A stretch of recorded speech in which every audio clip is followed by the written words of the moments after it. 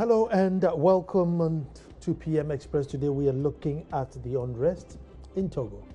There's a wise old saying that says that if you see that your friend's chin is on fire, get a pail of water and put it right next to yours. And it's very unwise to say that they say it's the others and not me, because it's very close to home. And what bothers Togo should bother Ghana. That we need to, at all costs, try and settle the unrest. I want to say, why is there unrest? Well, for 50 years, Togo's been ruled by a father and a son. Jasimbe Ayadema, started ruling, I think, from 1967 all the way through to 2005, got his demise, and then his son was sworn in by the military. Togo and the international fraternity thought it wasn't fair, so he stepped down, contested for elections and won. Somewhere along the line, as all African leaders would do, tweaked the constitution so that he could carry on ruling. And then the Togolese thought, look, enough is enough. You've done your bit, your father has done your bit.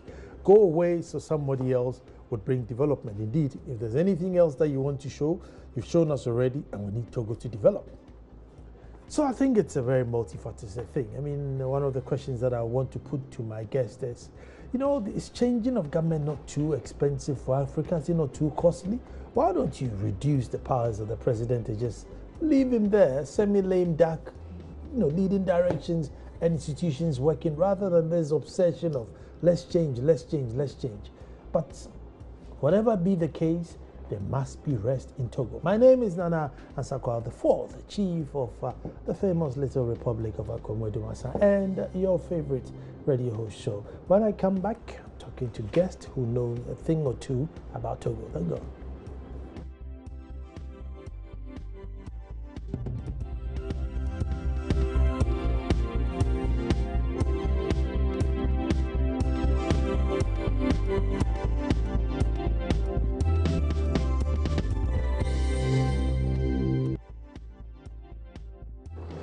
Well, thank you very much, and already been summoned to court for building a republic within the republic. There's only one other republic in Ghana, which is the Dumasa. And Dr. Vladimir Nchidansu, international relationship expert, my own senior brother who's suing me for creating a republic within a republic. Doc, you're welcome. Thank you very much, Nana. And then sat right next to me is Ridwan Seidu, who is a Togolese. So, the matter concerns him very, very much before us. Ridwan, you're welcome to the show. Thank you very much. Thank you. Let me start with you. Let me start with you, Ridwan. Are you for change, or are you for that the government should stay? let me try and get your position, so I see how I question you. Difficult question, right?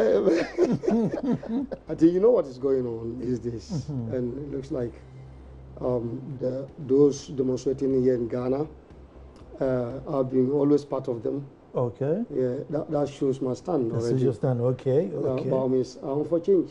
For change. Yeah. Are you for change because, listen, you've stayed too long, or are you for change because, listen, you are not bringing development into town? Thank you very much, and thank you to your viewers. The change, I think, from the day Togo accepted democracy, as we see, if you can use Ghana's democracy as preference, we should always seek for change, because we've seen that change has brought Ghana a lot of development. The political, socio-economic progresses in Ghana have shown an example to those who claim to accept democracy. And therefore, we wish Togo is also like Ghana today.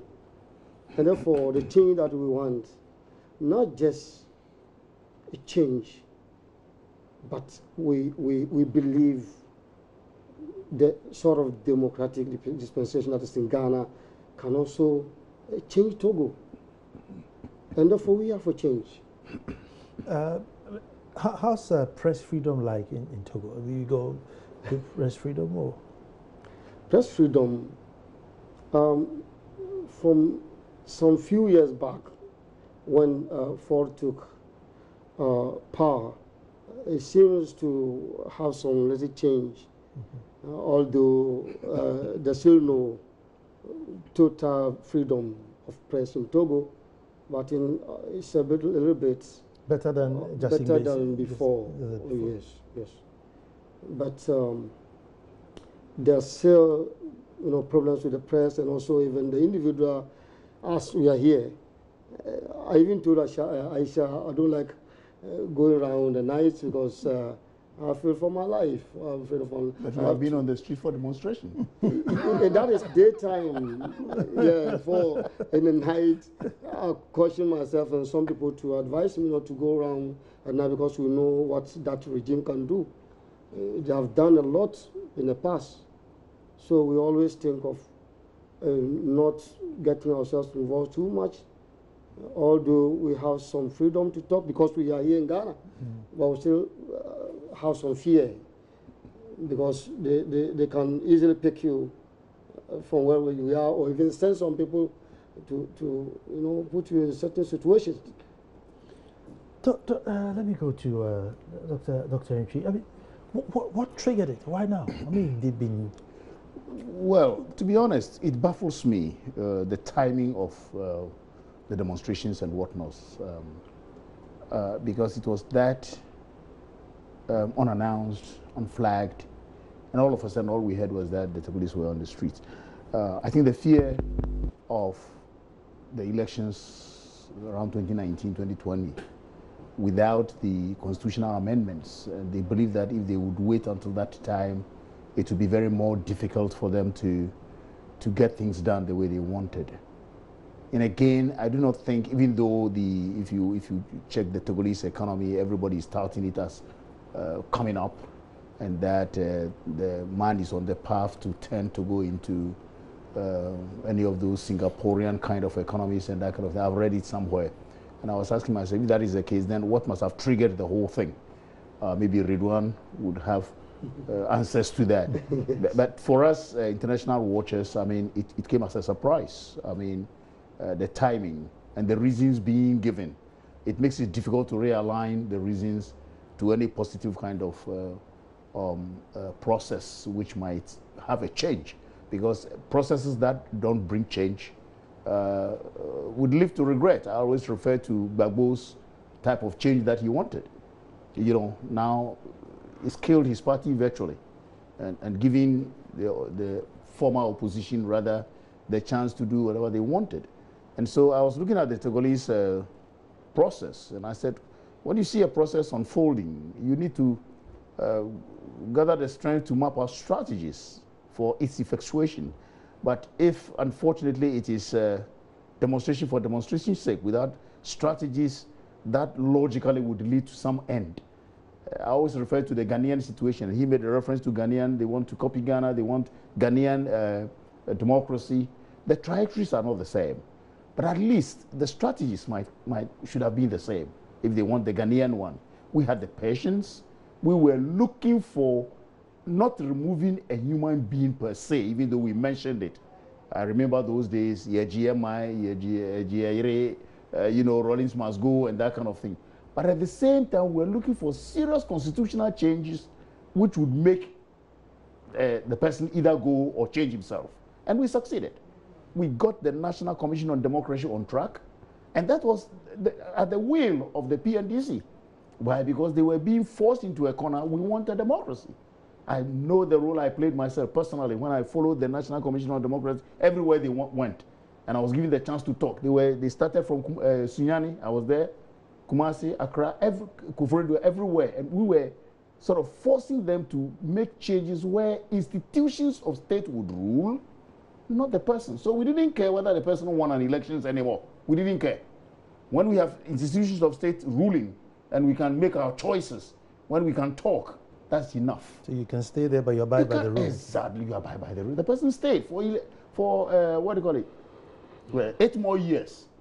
But he was no longer capable of doing those things we say we didn't like, even though manipulatively you can do it. So that's what I thought the Togolese would look for, and not look for the blood of the man. Because then I still keep asking myself, supposing this man, if you say, okay, take your governance, take it today, Ridwan, I give it to you, what happens? Nothing would change. Let me come to Ridwan. What has triggered it now? Yeah, thank you very much. Because the numbers are... Yes. The trigger you're talking about is what we have to look at. Very serious. I think Doctor? My boss, that I always, I told you that I always watch him and like his analysis. Thank you. But then there are certain things he doesn't understand about Togo. Yeah. When you are outside, it's different from you are in. Sure. Togo. That's true. That's true. So I don't blame him. Okay. You know, what triggers it is there have been so lot of this kind of problems in Togo, which demonstrations escalated until there have been so lot of killings, tortures, arrestations, and this particular one is when the president, or let me say the regime, decided to go for another constitutional change. These days, they formed a group which goes around the country to ask people, and their aim is to change some articles as they happen to be doing. They want to change the mandate of 5 years into 7 years, and then make the mandate that the president has presided on this country 0. So after 7, he starts afresh? No, meaning the past 10 years should be cleared off. He hasn't started now before he's going to start. It's like, sorry, I'm cutting in. It's like what Abdullah Wad tried to do. We're now going to have a new constitution. And then by the new constitution, then I'm legally, it's like the past is gone. I have the legal right also to do what? To partake in the new dispensation. And that is what he's talking about. And then make it 7 years. So he can go. And 7 years, 2 terms? Two terms yes, again. For up to 2030, perhaps. So that's 14 years. 14 years, another 14 years. So Togolese feel they can't take this anymore, because the changes came from the father since they had 1992 constitution. That's right. That gives a limitation of power. But he came and made it unlimited. Not by way of consulting Togolese. It was just cooked in a few hours with his own people. He takes some articles that suit them, that even made a law that you cannot stand for presidency if you are not 45 years. That one too was changed to 35 years. And another one, the unlimited one, that's the article, I think 59. 2002. 1992. So in 2002, he changed that one too, and that suited him to stand again in 2005. You understand? So that's what triggered the... So the one that triggered is the recent one that they're going around and said, he is making it, the past should be gone, and he's to stand for another 7 years. And Togolese are wise now, knowing that even if you got the 2 terms of 7 years, he will still metamorphosize to another thing again. And therefore, it will continue like that. Step down and let the civilians, because it's not the person per se. As I said last time, Togolese are not against foreign Yasingbe. Foreign Yasingbe is not the enemy to Togolese, but the system. From God. The system. Now, if I may come in over here. Yeah. This is exactly why I said that what triggered, we don't understand. I knew about this, that the constitutional changes, but you see, if the process is started we allowed the National Commission for Democracy, for example. We didn't say, no, the government is trying to make a new constitution for itself and to perpetuate its rule. Some people said that. But we say, let us be masters of the process. Look, the international, if this paper I'm holding, the UN was applauding the guy for constitutional term limit that he is introducing. And it came on his own that he's now bringing constitutional term limits, which is, according to this document, that many of the West African countries have adopted. And then he said 2 term limits, okay? And he is consulting with opposition. And I thought, this shouldn't bring that spontaneity. Fine, you may be demonstrating, but why don't you be masters of the process? Because in our case, we directed how the constitutional form should come. For example, when the PNDC decided to make it a consultative assembly, it was a heated debate. We said we wanted constitutive assembly. And so some organizations, including my organization, where I was the head, University Teachers, we boycotted it. That we want constitutional, a constituent assembly. On and on and on, they forced the government by all means will force its way. They did. After they had forced their way, now the consultative assembly brought their book, their work. Is it a constitution? No. The government saw that what we were saying was correct. Then we forced the government. We have to go to what? A referendum to approve it. Even in the referendum, we fought over it. What are we going to approve? But we allowed all these things and we became masters of it. In your case, there is a certain semblance of getting at the man rather than what is being brought. And I was thinking that if they got hold of the process, they will achieve what they want. Because to change what came about in 2002, for example, it was constitutional. Your parliament has been made into the constitution to be able to change things. And they did the change, which is not acceptable to maybe you, the citizens. Now you want a change. To say that go back and bring the 1992 is a demand which will not be accepted anywhere. Because I believe that if the tenets of the 1992 Constitution is what you want, then be part of this process, claim ownership of the process, and make sure that things are done. You won't get your 100% things, but then you would have limited whatever this man can do. For example, at the negotiating table, the UN has asked Nasingbe to do, to listen to the opposition. Yes, take this opportunity and say, okay, the 2 terms limit you are bringing, fine, okay, but you are not part of the process. Demand that as part of your bargaining chip. And let's see what happens. Because the number of people who are innocently dying, even though we don't know whether their death can compensate for the result. A good result we have gotten, so they haven't died in vain. That is my worry. That is my biggest worry. Because when you are fighting a government, you've got to get your process correct and your strategies correct. Ridwan, that's my only worry. Thank you very much. Thank you very much. It's very good we're trying to clarify things for the world to know the real situation on the ground. You see, you said Togolese must try to be masters of it. Yes. It is true.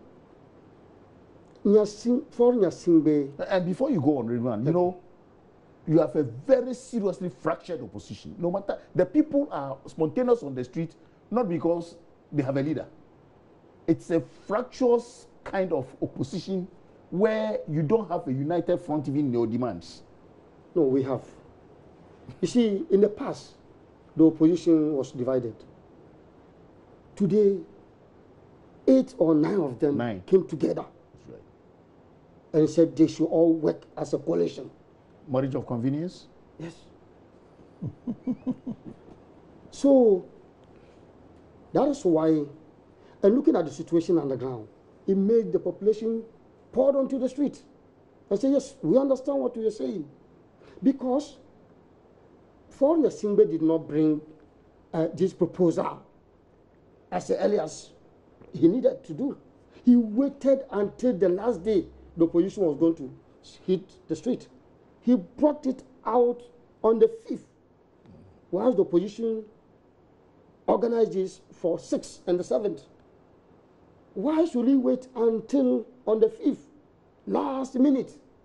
Because the opposition kept saying that, His Excellency, you say have right to come out now and talk to your people.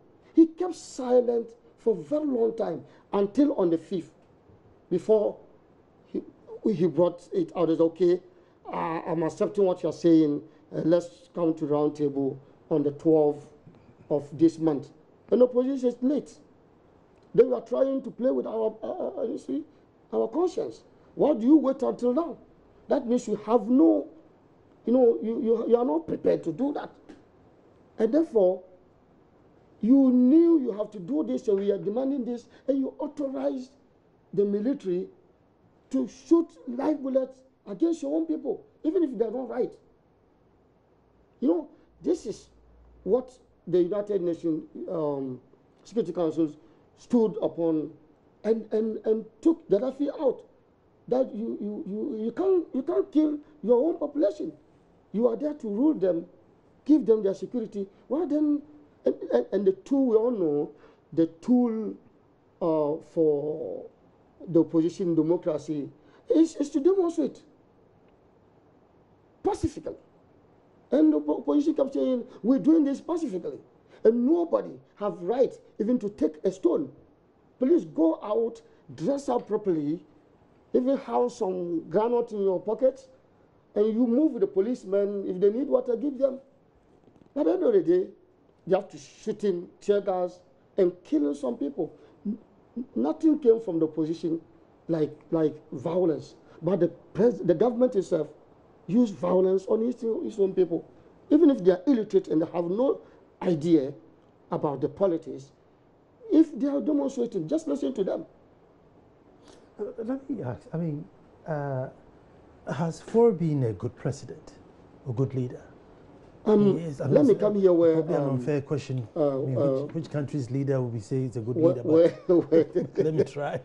Where the professor was saying that the economy is...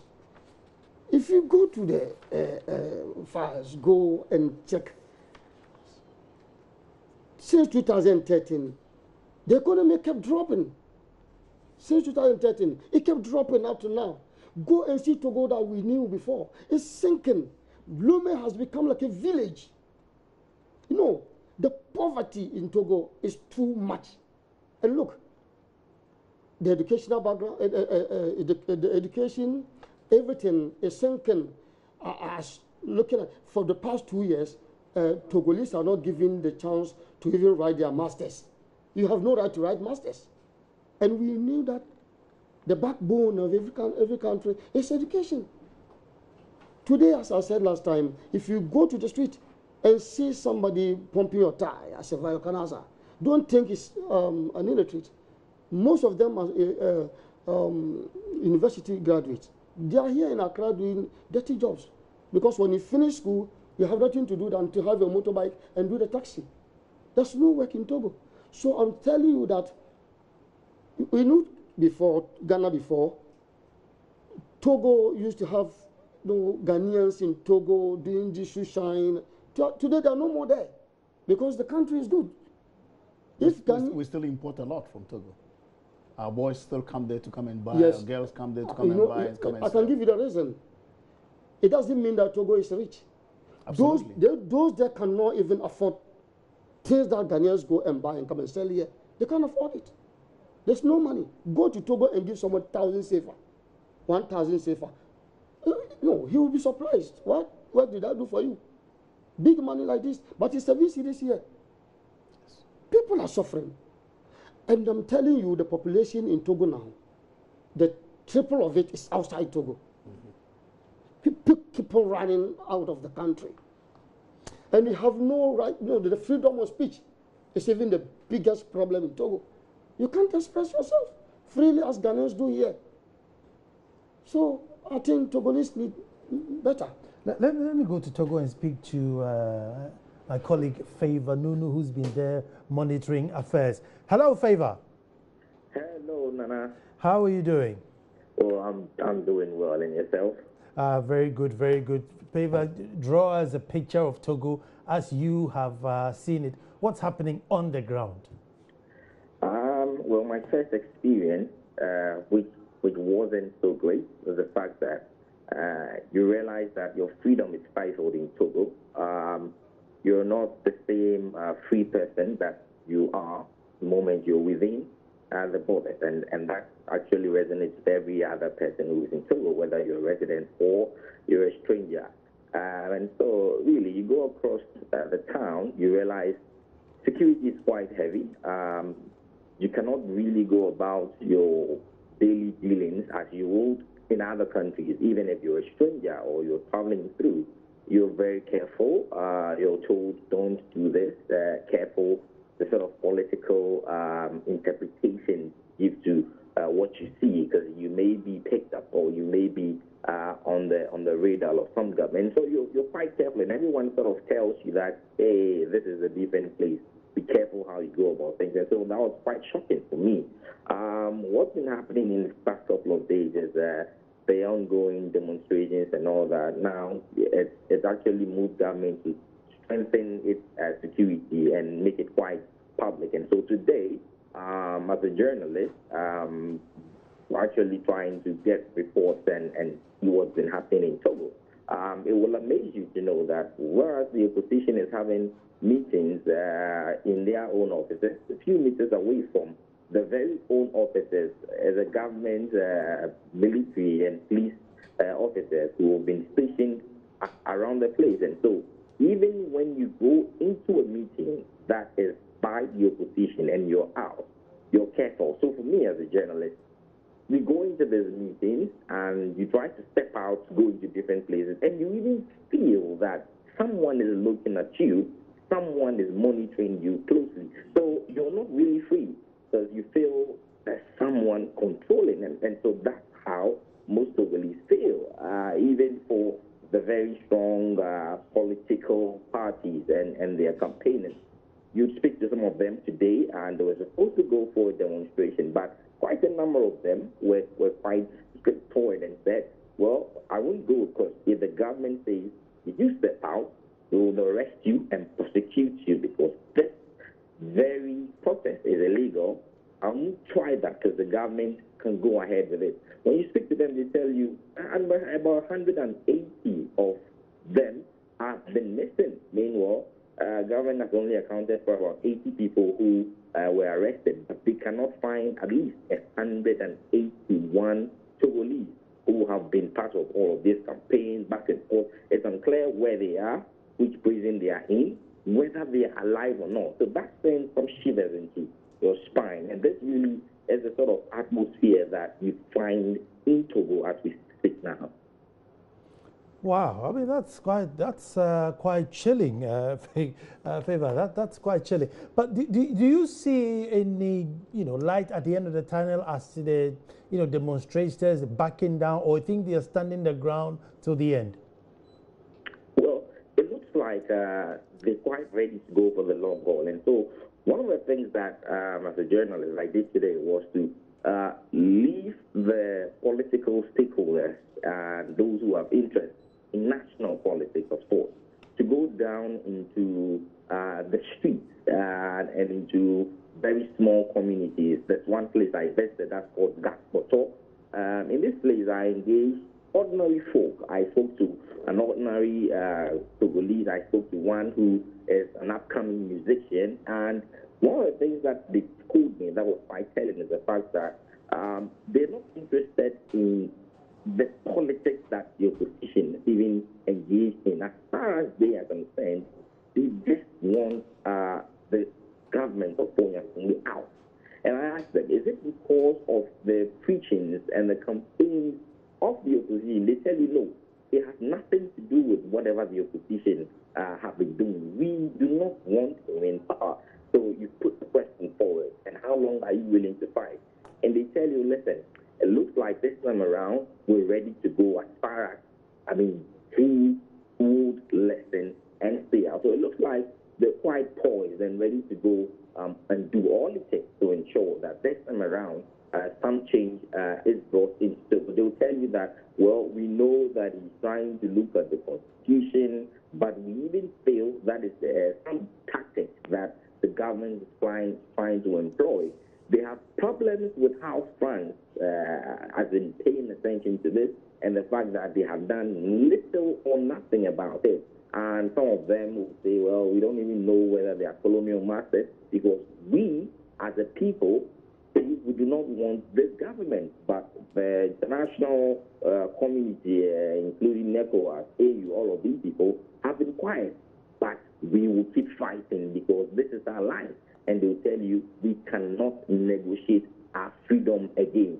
We need to be like Ghana. And so that's one of the things they do. They compare their development to Ghana and say, when you look at Ghana, we have many ex-presidents. When you look at other countries like Nigeria, they have many ex-presidents who they can consult. So they say, why cannot they have Paul Nyasingbe as former president who can serve as counsel, who can advise government rather than being in the helm of affairs for all these years? And so for them, it's going to be a long, drawn battle that they're willing to engage in. And as you're aware, there's been deaths recorded, there's been people arrested, and yet they haven't given up with the steam with which they started all of this. Today, their demonstration, which was planned, was stifled.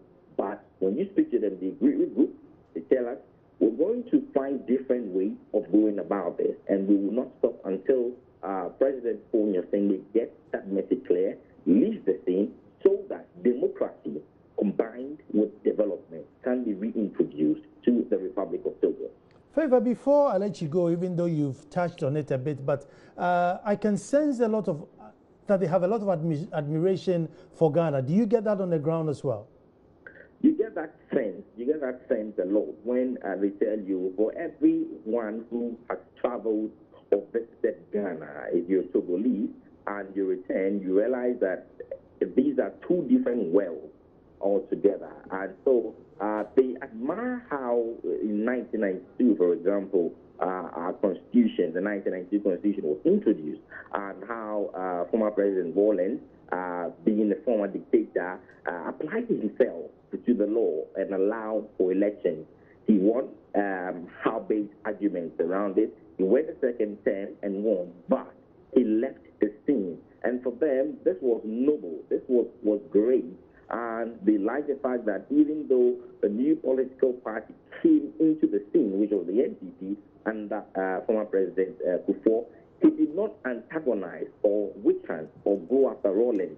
And now all of these persons actually operate as former presidents. And for them, this is the sort of development they want to tell you. If you compare how education, if you compare healthcare, if you compare infrastructure, public infrastructure in Ghana to what they have here in Togo, for them, it looks like Ghana is actually fast forwarding towards that realization of development, whereas they remain at the same place. They tell you, I mean, when you compare Togo 2005, when Paul Nyasingbe was then installed as president, to date, they did not really see drastic changes or differences as far as the economy is concerned. And for them, that's worrying. And so why don't we also want to have a democracy as Ghana has, so that in the same manner as they have former presidents who have all enriched the country's development through various contributions, we can say the same. So if you're not doing well,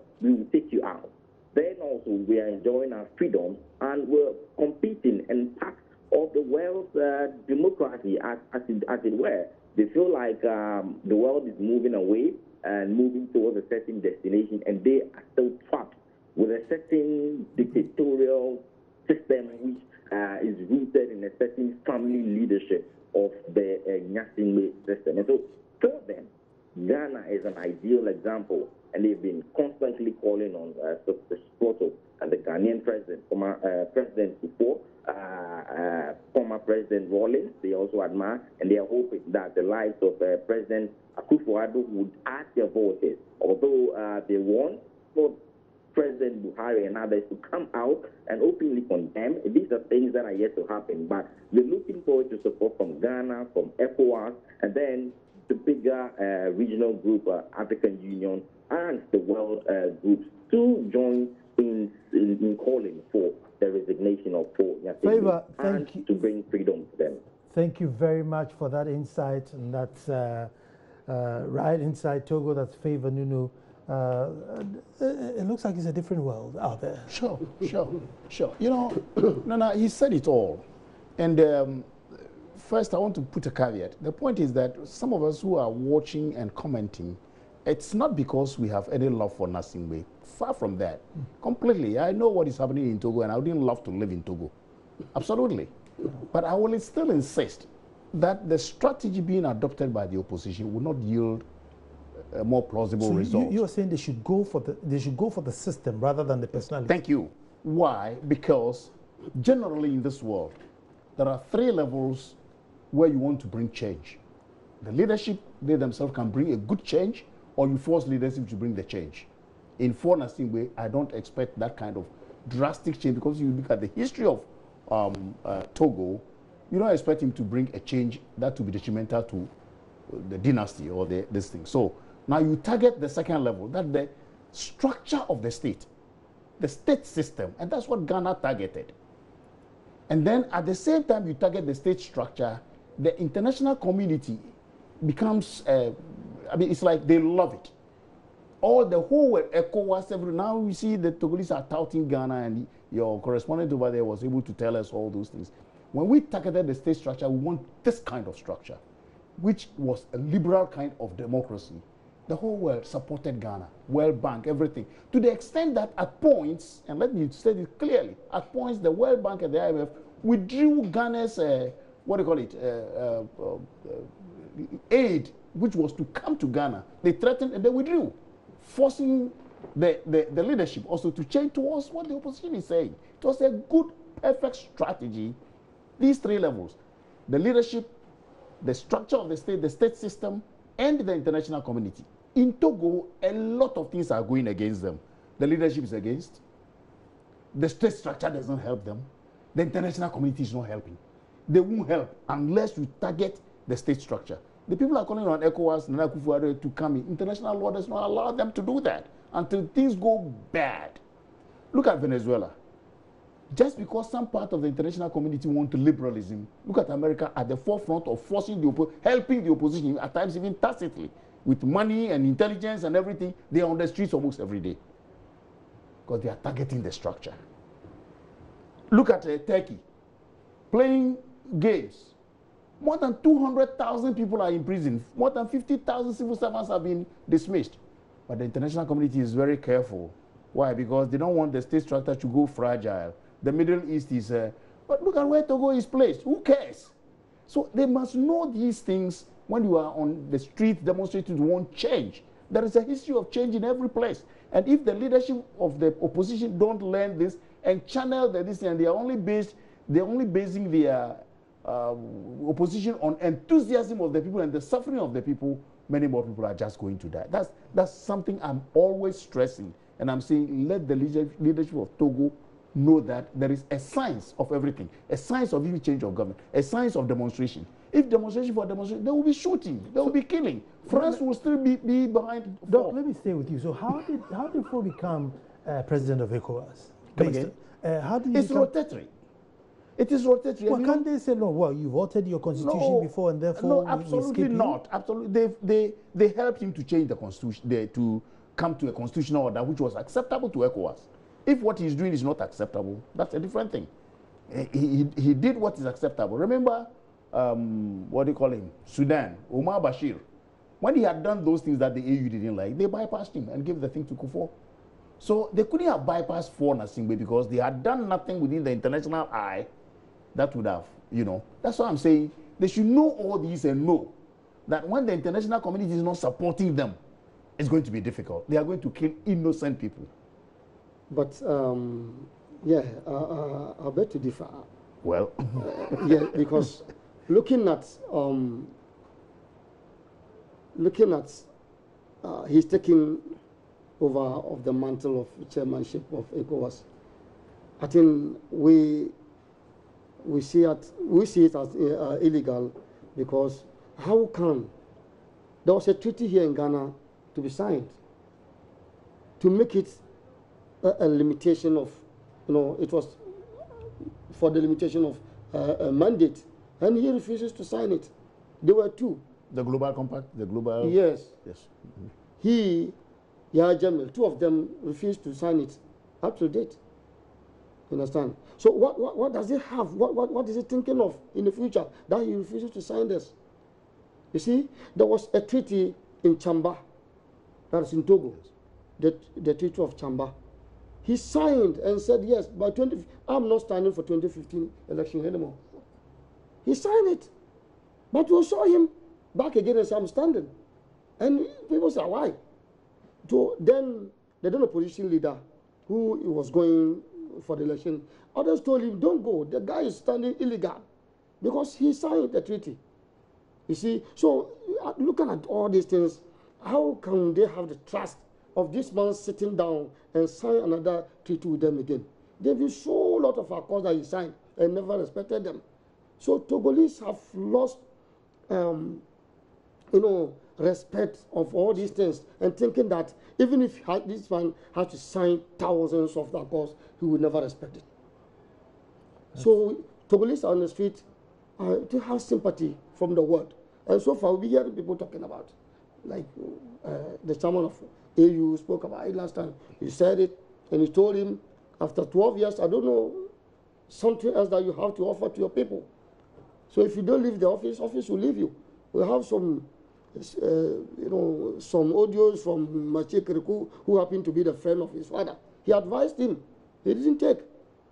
So we are not seeing a foreigner Singbe as the one creating problem. He's not the main problem, but the entourage, who used to be the entourage of the father, the dictator.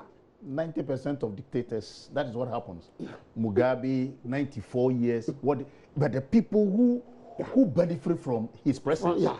So these are some of the, if you knew these things, then your strategy is still wrong. I will still insist.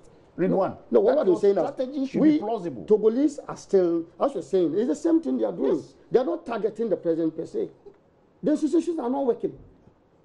How come in this country that you see the opposition going on the street and the party in government to decide to counter demonstration?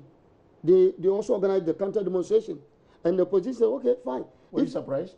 No, if they are doing it, and the opposition... That the government, yes, also does. We did it in Ghana.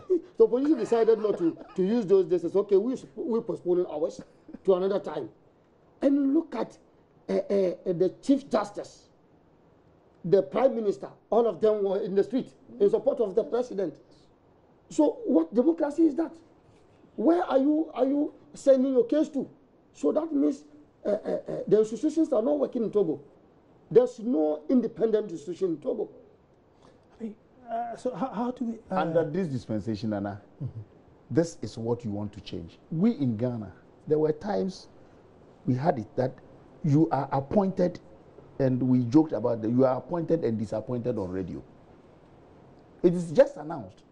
Such and such a person, a lot of arrests, including journalists, the Kwakubakus and the Kwesiprals and the whatnots, Akutampaos. When we heard they were in prison before we started demonstrating. So we've gone through all, and people are still going through in DR Congo, in Venezuela, in Mugabe, Zimbabwe, in Guinea, it happened, in several places, in Burkina Faso. And I'm saying it's no different from the Togolese. No government will sit down for you to come and just remove the president, put him away. It doesn't happen. Demonstrations are very good. Yes. But what I'm saying is that just demonstrations for demonstrations, a government will counter. They will bring the institutions of state against you. They will shoot until it has gone to the worst situation. Don't expect any government to. It's an international norm. Don't expect Ghana to bring gendarmes to come and fight for you. No. Don't expect ECOWAS to say that we are going against international norms. And when ECOWAS came in, when the man went against international norm. So you must target international norm. You must behave yourself. You must make sure that the institutions of state are on your side. We in Ghana, we reached a point when the army was on our side, the police were on our side. Yeah. And I'm saying your opposition for opposition's sake is taking a toll on ordinary, innocent persons. You have not endeared yourself to the international. The French will be backing for Nasimbe for as long as they know what they will get. So are you having a leadership that knows all these nuances and they are mapping out strategies? Plan 1, Plan 2, Plan B, to force this government to sit down with you. No, don't expect Nasingbe to say that I resign.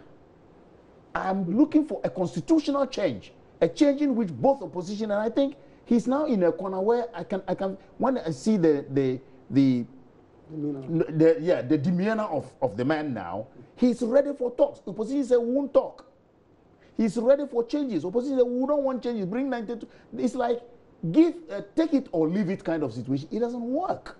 I'm saying like Ghana, like any other place. But how long can he rule under this pressure? The point is that if it's a legitimate government, and he must be seen to have the power over his people. That's the first principle in international law. There is a legitimate government, and that's what we are looking up to. And the legitimacy comes from you, the people who gave him that legitimacy. You want to take it away, find a way of taking it away constitutionally. That's all we're saying. We say if you don't do this, ordinary people will suffer. And we, in the international community, can only come in when many more people are killed unnecessarily. When the responsibility to protect falls on the international community, not on the Togolese government anymore. Until it has reached that point, don't expect anybody to condemn. We may condemn him for doing X, Y, Z, but don't expect anybody to come and remove him for you. It will never happen. Yeah, as you just said, nobody thinking in Togo that somebody will just come in and just remove him. The opposition is very ready. As I'm telling you, opposition has decided to continue this until they get him down. Whilst you sit down with him too. Please, there's need for a constitutional document that allows you to do what you are doing. I'm being honest. There's need for a constitutional change that we have sat down, give and take. Okay, he wants to change the constitution to 2 terms. So you need a new constitution, not necessarily bringing a 1992 one. So you can take excerpts from the 92 one, which is good. So sit down, and you are giving your bargaining chips.